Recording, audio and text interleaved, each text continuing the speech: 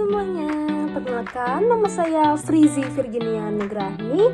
NIM saya 2024 1420 10 11 45. Saya dari tingkat 2B S1 Keperawatan Universitas Eka Haram.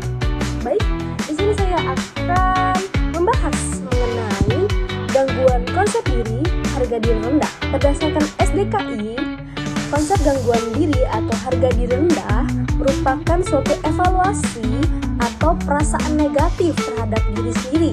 Nah, yang dimana itu membuat klien merasa tidak berguna, merasa tidak diinginkan, atau bahkan tidak berdaya. Nah, gangguan konsep diri sendiri terbagi menjadi dua. Yang pertama adalah harga diri rendah kronis, kemudian yang kedua adalah harga diri rendah situasional. Yang dimana harga diri rendah kronis itu dia berlangsung dalam jangka waktu yang lama. Kalau harga diri rendah situasional itu terjadi ketika ada kejadian atau suatu hal tertentu saja munculnya, dan itu tidak berlangsung lama. Nah, teman-teman, bagaimana sih caranya kita mengetahui bahwa klien kita mengalami yang namanya gangguan konsep diri harga diri rendah? Nah, kita harus melakukan pengkajian dari data subjektif dan juga data objektif.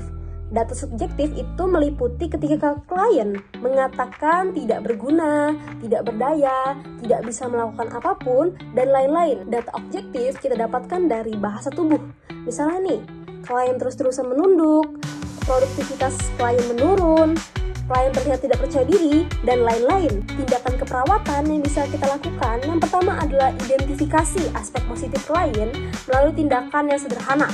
Misalnya, kita ambil tindakan yang kecil dulu, menyapu, mengepel, atau apapun itulah pokoknya. Kemudian setelah kita menemukan nih aspek positif yang ada pada klien, kita bisa membantu dengan melakukan penilaian terhadap aspek tersebut secara konsisten. Agar apa? Agar klien dapat terbiasa. Selama proses tersebut, kita bisa memberikan apresiasi kecil kepada klien, baik itu berupa pujian, berupa sanjungan ketika klien sudah melakukan tindakan tersebut. Agar apa? Agar perlahan demi perlahan harga diri klien ataupun rasa percaya diri klien semakin meningkat, dan kita bisa melanjutkan ke langkah selanjutnya.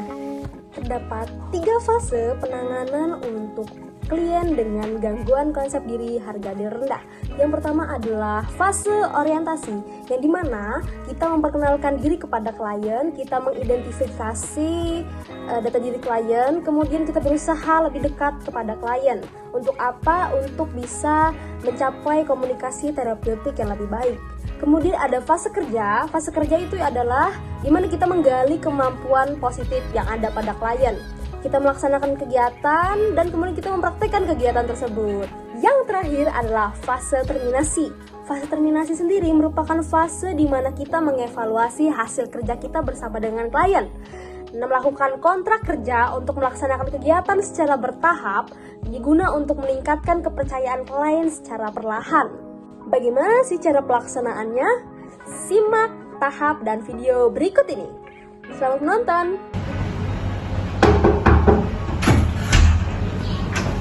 Permisi.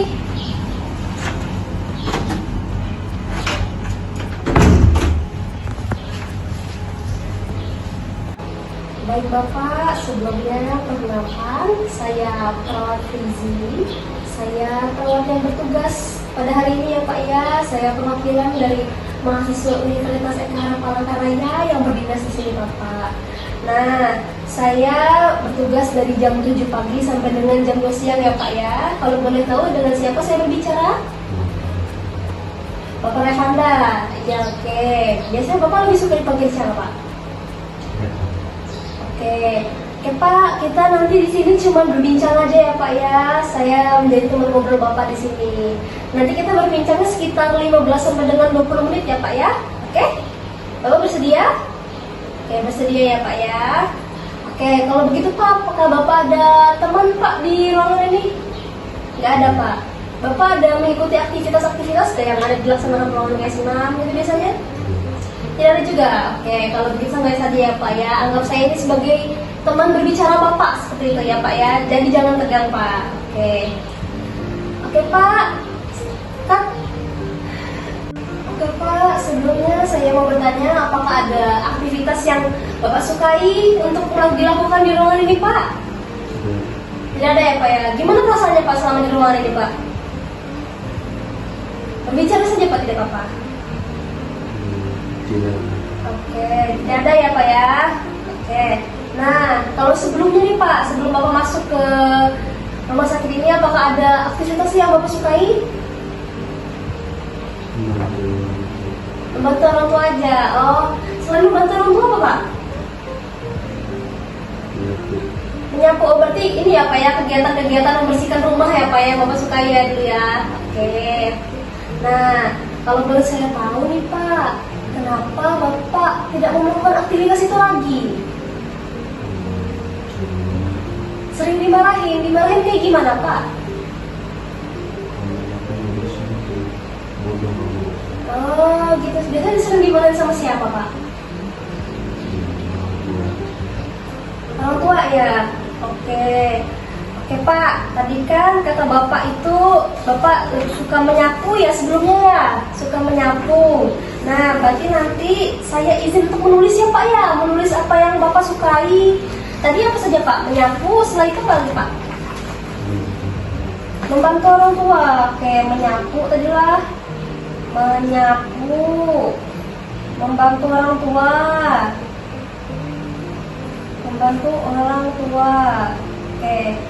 Nah, oke Pak, dari dua ini Pak, kira-kira yang Bapak mau lakukan untuk sekarang itu yang mana? Mau menyapu. Oke, kalau gitu Pak, kita langsung praktek aja ya menyapu. Nanti siapa tahu dari menyapu itu kita bisa menggali-gali hal positif yang ada di Bapak ya. Oke, Bapak kalau bersedia? Bersedia, ayo kita langsung berdiri aja Pak ya. Ayo. Apakah mau dibantu Pak? Oke. Wah, Bapak Reva ini sudah hebat sekali ya tadi ya. Menyapunya sudah sangat baik sekali tadi. Nah, bagaimana Pak kalau misalnya kita masukkan ini di jadwal harian kita? Apakah Bapak mau? Nah, jadwal hariannya ini, apakah Bapak mau tadi ya? Mau ya tadi ya? Jadwal hariannya ini nanti setiap hari kita akan melakukan hal tersebut Bapak ya. Bapak kira-kira mau di jam berapa nih? Kalau di jam 8 pagi mau? Oke, di jam 8 pagi berarti ya. Di jam 8 pagi sama di jam? Apakah mau kalau di jam semisalnya di jam 3 sore? Mau? Oke, berarti di jam 8 pagi dan jam 3 sore ya Pak, kita akan melakukan praktek seperti tadi ya. Oke, nah tapi kalau misalnya nih Pak, Bapak mau menyapu di luar jam tersebut nggak apa aja, kayak misalnya tadi ruangan ini kan kotor Pak. Nah, Bapak mau menyapu nih, nggak apa-apa aja ya. Oke, sebelum saya meninggalkan ruangan ini, apakah ada lagi yang mau ditanyakan Bapak? Nggak ada. Oke, kalau begitu sampai jumpa besok lah Pak ya. Nanti kalau misalnya mau ada disapu lagi, disapu aja Pak, nggak apa, nggak usah takut ya. Oke, baik sekian dari saya ya Pak ya, terima kasih. Saya izin untuk meninggalkan ruangan ya Pak.